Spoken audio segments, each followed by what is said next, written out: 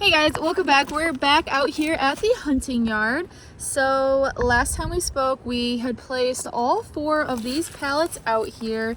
Then we came back and we moved queen cells out of these 2 and moved them over to these 2 instead to give them a head start.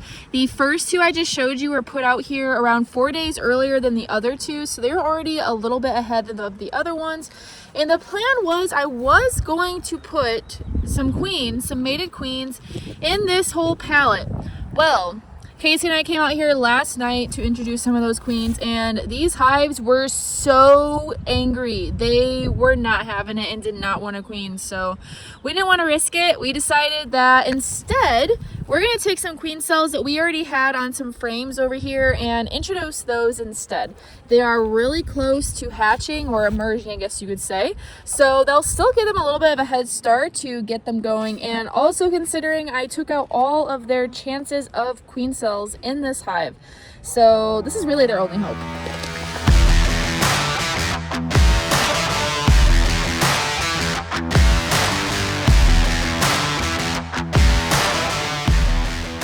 So I don't know why they were not accepting them. It is still kind of a little bit early. It is April 14th. I am just now starting to see all the dandelions are blooming. Actually, coats and coats of them are blooming all over everybody's lawns, which is pretty early for dandelions and a flow. We don't even have leaves on our trees yet, and we're already starting to hit a flow, which is insane. So a lot of the other hives are really trying to swarm right now, so it still kind of makes me a little confused why they weren't accepting a queen. There could be so many different factors. That's the thing with having queens accepted, is it has to be the right time of year, conditions have to be right, can't have robbing. Of course, you got to make sure that they've been queenless for a little bit. You got to also make sure they have no queen cells in there, which we did all of those things, and they still were so angry. Now, they probably could have came around if we had left them there for a little bit, but I still didn't want to risk it. We don't have enough queens that, we have less queens than we actually need right now. We are growing so ridiculously fast. So this yard, Casey and I decided, since we have so many yards this year, that we're going to split tasks and split yards. So we're gonna have yards that we kind of like combine efforts on, but then we also have a yard of our own that we are just gonna control by ourselves, so that we can continue learning and becoming the best beekeepers we possibly can. So this is the yard that I control, the hunting yard. And we'll definitely take a peek into some of the yards that Casey's doing this year too, and some of his grafting as well. But so we had made some early splits. I would say the second to last week of April, or of March, I mean. So that's why we have these queen cells now. This year we are so ahead of schedule. It is still blowing my mind how ahead of schedule we are. It's been a fight just to keep the queens from swarming out on us. So we've been taking splits and moving queens, and you know how that goes this time of year.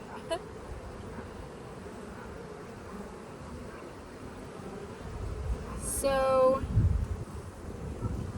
I just want to make sure there aren't already any queen cells in here, just in case. I mean, I guess it doesn't really matter, to be honest, but they're going to be kind of like scrub queens, I guess you could say. Meaning that they're made with larvae that's not really developed well, because at this point I've already culled out all of their cells that they did have, so anything left would have had to been from an older larva, and that's just going to be a crappy queen that we definitely don't need. But the bees will find any way they possibly can to survive. That is what's good about them. So I guess this will be the frame that I take with me. And then we're going to put some queen cells in here in their place. So another factor for why these hives probably were not wanting to accept a queen is there is another hive on this property that is fairly large, and they may have been robbing out these hives as well. If there's robbing going on, they are not going to want any sort of queen coming in. I don't know if they just anticipate this as maybe like a swarm moving in and they're just like, no, we don't want you to take over. But we've never had any problems getting queens accepted before, so we're kind of scratching our head a little bit on what was happening. Now, had we just left the queen in there, maybe she would have been accepted. It could have just been the older forager bees that we saw trying to sting the cage. That happens sometimes. They know the queen that they originally had, so they're a little bit harder to kind of like persuade and bring over to the new queen's side. Rather than the nurse bees, they just want a queen. They're brand new and they didn't even know a queen. So easy peasy. So something really cool happened yesterday and I could not believe it. So you have heard Casey and I talk about bee yard 51 and that sometimes random swarms like to just randomly move in. Well, so we have some nuke boxes out there that we're getting ready and whatnot for our own splits, and they're queenless. We were about to introduce some queens and we open up a box and I'm like, why are there eggs in here? There's the eggs on the side of the cell, which means, okay, there's a young queen in here because there's eggs on the side of the cell, so it means she was practicing. So I go through the hive a little bit more, turn a frame over, and there is the most beautiful queen I have ever seen. Now, there is not a queen in that box. And again, that was yesterday, so April 13th. And we are already getting swarms moving into our boxes. That is the best way to catch a swarm, is for it to just move into one of your hives like that. Like, that is a steal. That made me so happy. So I am just checking these frames to make sure I don't see eggs, just in case, because you never know. A swarm can definitely move in at any time. Especially those woods. Casey's been sending out swarms into that area for years. So they're living in the trees. We thought about like doing I think it's called beelining, or yeah, I think it's called beelining, where you can track them down. So you see where a honeybee is, and then you follow it and see which way it goes, and you mark that honeybee, and you just keep following wherever it's going,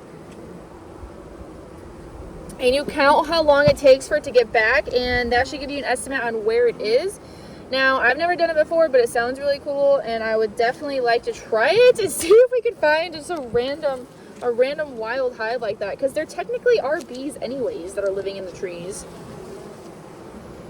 And if they're sending out early swarms this time of year, those are some stupid strong hives. Especially if they're living in the wild. Like, that is absolutely mind-blowing. So I'll have to show you guys that hive next time I'm over there so you guys can see her.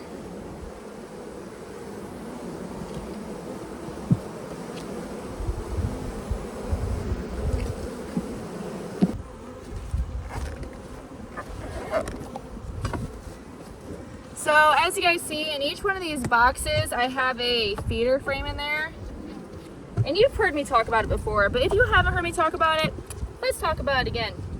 So these little 2-gallon feeder frames are a game changer, because as you can see, it takes up the space of 2 frames, which means that this is now an 8 frame. And I've never been a fan of buying multiple sizes of equipment, just because then you don't have boxes that will universally go together.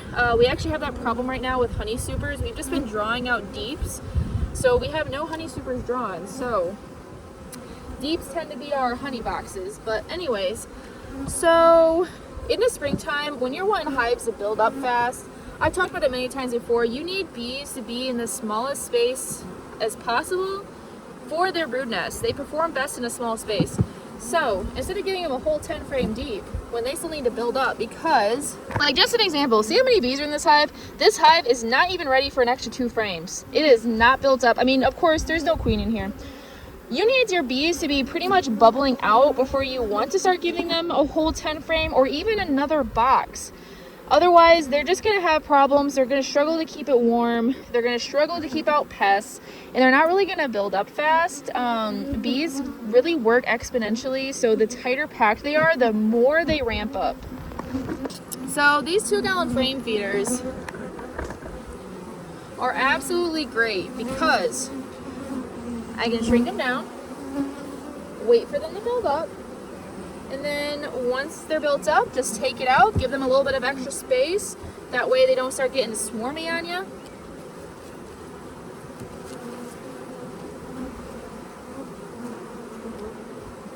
And then once they get ready again, throw on another box.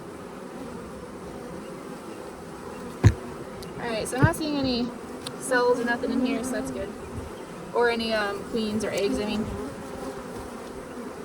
You never know. Always good to check.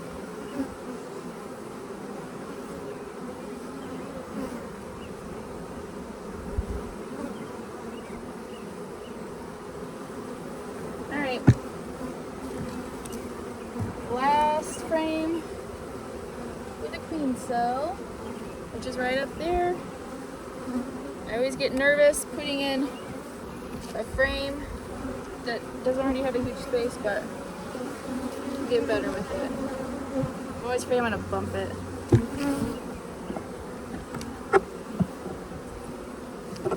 So these are still gonna have a little bit until they have queens that are active. That kind of stinks, but once they are active, they are gonna build up fast because it should be timed perfectly with the flow when they should be back and mated. If I had to predict, I would say because the dandelions are now starting to like build up, I would say we have another 1.5 to 2 weeks till like the flow starts trickling in, like the main flow starts trickling in and then really hits hard.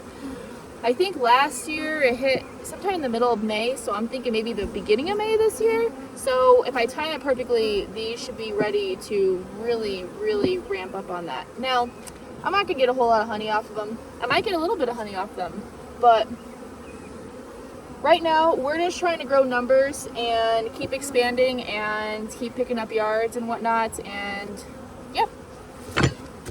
So there are these 2 hives over here that do have queens. It would be nice to see what's going on with them, so let's take a peek. Doesn't look too bad. They're going through their pollen patties in a nice and timely fashion.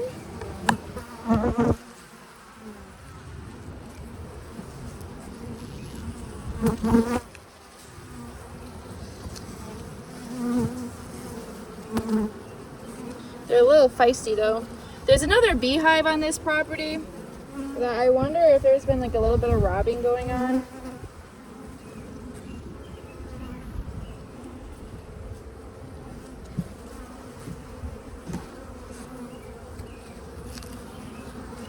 Just because they have been a little bit more aggressive than typical. Alright, so this whole entire frame is laid up, so that's good. She's definitely in here laying up a storm, which is what we want.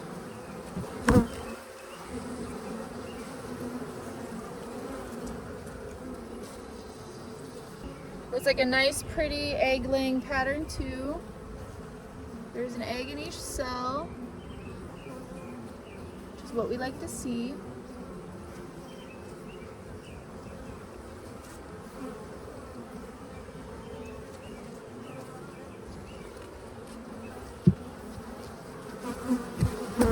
It's pretty much the most we need to see. We don't need to disturb them too much because they're still kind of building up.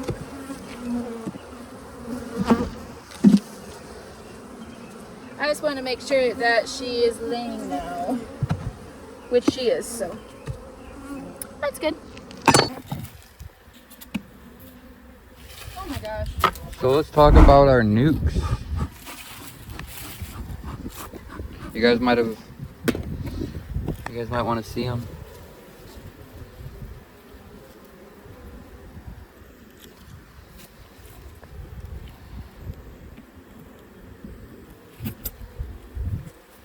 Honestly, they're looking a little too strong.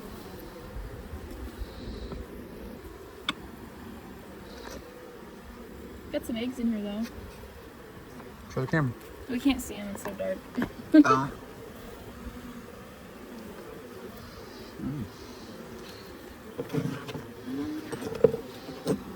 Oh, this thing always like catches and tries to tear my suit. Let me give you guys a sneak peek. Look at the brood.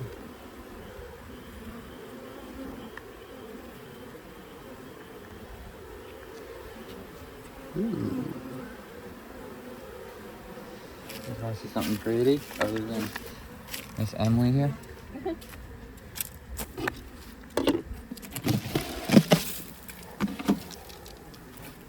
Look at her.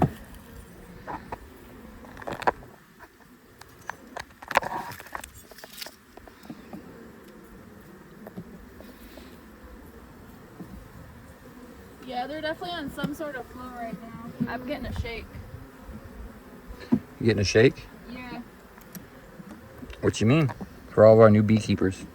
So when you go like this with the frame, and you get a bunch of specks of nectar that all fly out onto the bees. I mean, it's probably better if I was to like shake it onto the ground. Oh, where you they? can like go like that too.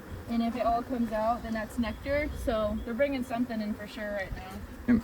That's also, you can also use the same method to kind of tell if your honey's starting to get done or not, because ripe honey does not fly out of the frames. No, it doesn't. So that's a little further in the year tip for some of you guys. I think they call it the shake test or whatever. Look at her. Find her? Oh my gosh, she is beautiful.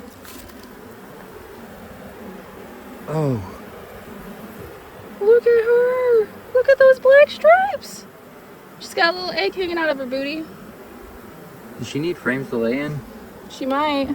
Because it looks like she... Yeah, I think she does. Because this is all nectar. Alright. Uh-oh. No, do me a favor, love.